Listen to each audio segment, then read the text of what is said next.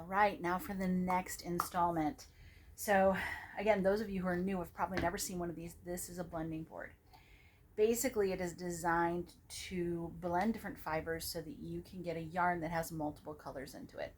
There are lots of ways to blend fibers. This is just one of them. And what you end up doing is making something called a rolag. A rolag can then be spun. There will be a video. We will talk about that. But for right now, I'm going to angle this a little bit here. You can see me. Hi. And all of that. Don't look at the randomness of my living room back behind. I live in an old house, and so you're going to see that it looks like there's a lot of random stuff, but it's because there's no storage in my house unless there is a bookcase or a something. So things don't get tucked away like they do in a modern house because I have an old house that's got a lot of fun in it. So a blending board. This is a blending board. Basically, it has teeth on it, very similar to a dog brush. It's going to be a little bit thicker. As you can see, those teeth are significant there. And what I'm going to do is I'm actually going to lay my fiber on here.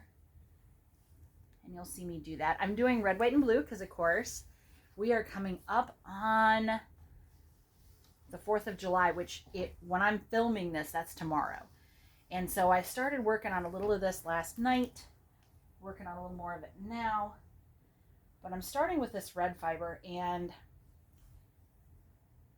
I will tell you that as you pick up this hobby, you're going to find that you will grab fiber at certain times and not have the perfect thing to go with it.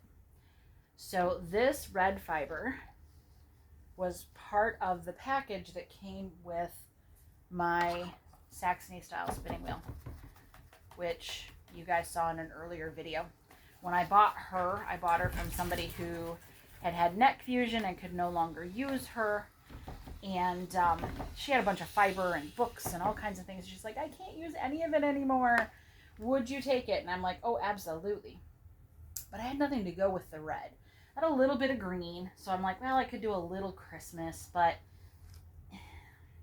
I didn't have enough green, number one. And number two, I couldn't get with the dyes I was using, I couldn't get the green I really wanted. And so I was like, you know what? I'm just going to wait on the red for a minute. And we're going to figure out what we're going to do with it.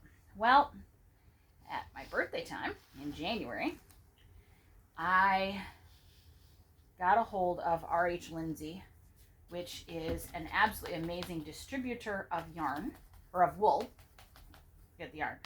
Of wool and woolen goods, and they are wonderfully priced. And while I was on there, I ended up getting my hands on this blue and the white that you're about to see. So the red here is, again, I got that from somebody else, so I'm guessing.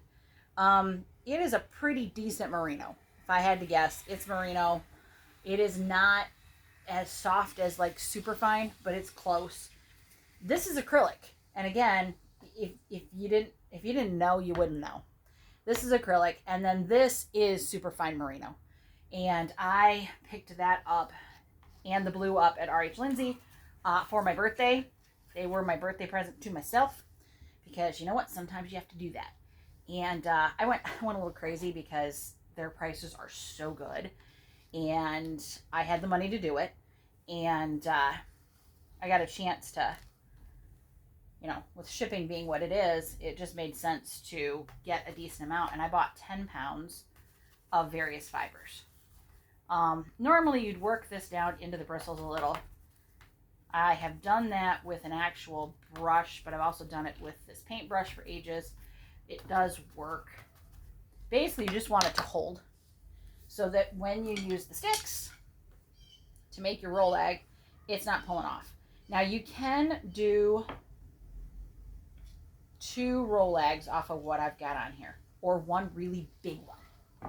And so a lot of times I do one really big one. So as you can see, I offset my sticks. There's a reason for that. If the sticks are perfectly lined up, you're going to have a real fun time trying to pull the rolag off of it later. So basically your whole goal is just to wind this up. And I'm doing more of a roll log instead of a roll lag because it's pretty big here. Again, this could have been 2. Red, white, and blue themed. Now, because the sticks are offset, they pull apart pretty easy. I will tell you, only once did I make that mistake. Once was enough. But now take a look. I've got all these fibers.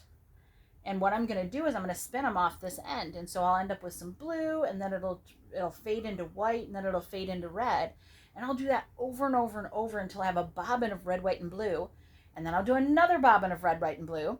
And I will continue to do bobbins of red, white, and blue. Depending on how I do that will depend on what the yarn looks like. If I start blue on both bobbins and I keep it pretty much the same, it's not going to be perfect because, again, some of the roll eggs are a little bigger than others. It is going to fade. It'll be a blue yarn that then fades into a white and then fades into a red. If I decided to do blue on one side and red on the other, you'll end up with blue and red wrapped around each other, fading into a white on white, fading into a blue and red again. I'm not so sure how I want to do this yet, but those are some of the artistic pieces that you can get when you design a yarn yourself. And I once had somebody I worked for ask me, why would somebody do this? Why would somebody, you can buy yarn in the store, why would you make it? And I tried to explain that you're going to make something that is completely and uniquely yours based on what you want that finished product to look like. And that is something that cannot be short-circuited. There is art here. So depending on what you want it to look like, will depend on what you want it to look like. So in the comments, by the time I post this, I'm debating, I may just post this today, but what do you think? Should I do both starting on blue, and so it would be a blue on blue yarn, or should I do a blue on red yarn that fades into white, that fades into blue and red again?